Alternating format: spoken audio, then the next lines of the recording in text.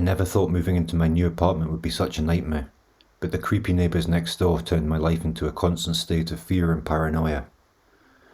At first I thought it was just my imagination, but soon enough I started noticing strange occurrences that left me feeling on edge and vulnerable. The neighbours were an odd couple who kept to themselves and rarely interacted with anyone in the building. They were always quiet, but had an eerie vibe that made me feel like they were watching my every move. I tried to ignore it and went on with my life, but things took a turn for the worse when I started hearing strange noises coming from their apartment. At first it was just a faint whisper or a knock, but soon enough it escalated into loud thuds and screams that kept me up at night. I tried to ignore it, but the noises became so unbearable that I had to complain to the building manager. However, they told me that the couple had been living there for years and no one had ever complained about them before, which seemed weird since they had made a lot of noise at unsocial hours and left trash bags piled outside their door in the hallway, stinking out the whole stairwell. As time went by, the noises continued and the garbage piled up and the smell got near unbearable levels. I started to worry about rats nesting in there and began to have nightmares about them bursting out in uncountable numbers. I started to feel like they were hiding something and my curiosity got the best of me. One day, when the couple was out, I decided to take a peek inside their apartment through the small window above their front door. I know it was wrong, but I couldn't shake the feeling that something was off. Pulling myself up above the trash bags, almost gagging with the smell, I peeped in.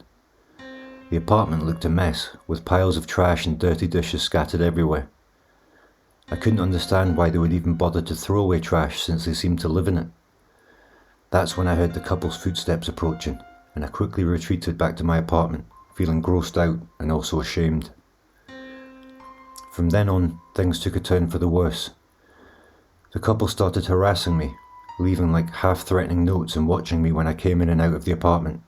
I tried to file a police report, but they told me there was nothing they could do unless there was evidence of a crime. That's when I started trying to dig deeper into the couple's past. I found out from the lady at the grocery store that they had been involved with the police a number of years ago. I came to the conclusion that they were obviously still up to something, but I couldn't work out what. One night when I was asleep, I heard a loud crash, and when I woke up I found my apartment had been ransacked. Everything was destroyed, although none of my valuables were missing. I called the police and filed a report, even though I knew it was the couple's doing.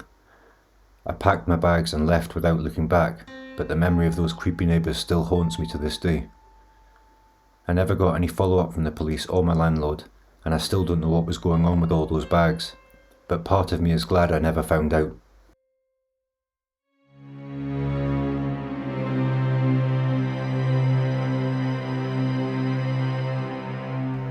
I still get chills from thinking about my old neighbour in that apartment complex, and not the good kind of chills. From the outside, she looked like a normal everyday person, but something about her just seemed weird to me. Whenever I passed her in the hallway, she never seemed to make much conversation with anyone. But what made me really uneasy was the constant loud noises and thumping coming from her apartment upstairs. It was always at odd hours of the night, around 2 AM or so, and it never seemed to stop. It always sounded like she was dragging something heavy across the floor. One day, out of curiosity, I decided to watch her through the peephole as she left and returned to her apartment. It wasn't anything exciting, just a woman leaving and coming back a couple of hours later. But then one night something strange happened.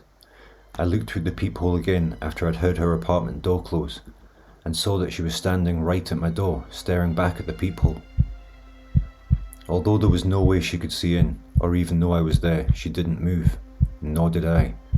I didn't want to risk her hearing me move away from the door, so we were stuck in this weird standoff, and eventually she walked away, muttering to herself.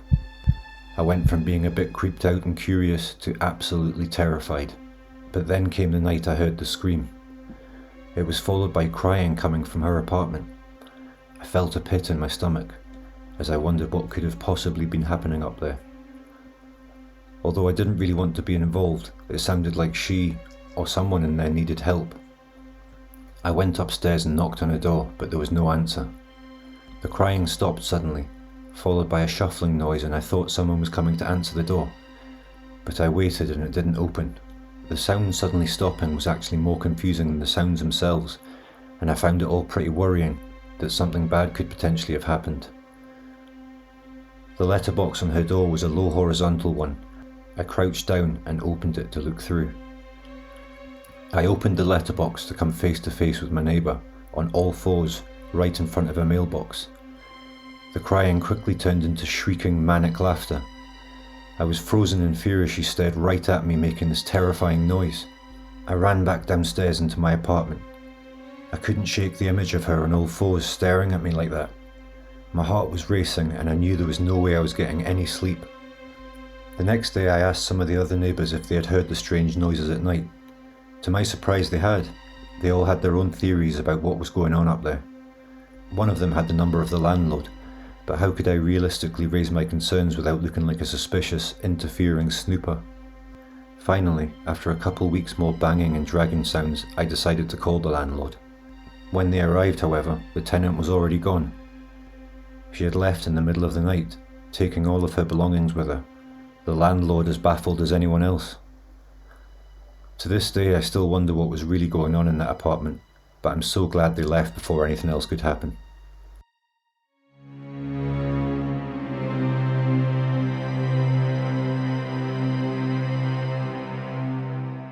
It used to be such a lovely, peaceful apartment block.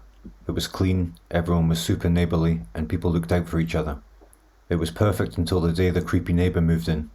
At first nobody paid any special attention to him, except for the occasional unreturned greeting in the hallway. But as time passed, strange things began to happen. It started with the noises. Late at night when everyone was asleep, the sound of footsteps could be heard in the stairwell and hallways, as if someone was pacing back and forth. There was sometimes a muttering sound too, faint, but it was enough to keep me awake at night, wondering who could be walking around at that time and what they might be up to. But it was the sightings that made people really uneasy. Some residents claimed to have seen the creepy neighbour standing at his window, staring out into the night with an unnerving intensity. Others claimed to have seen him lurking in the shadows of the hallway, watching them as they walked by. And there were even reports of people opening their door to find him standing outside waiting, as if he'd knocked, only for him to turn around and leave without saying a word. As the weeks went by, the tension in the apartment block grew. People began to avoid the creepy neighbour at all costs, and whispers of his strange behaviour began to spread.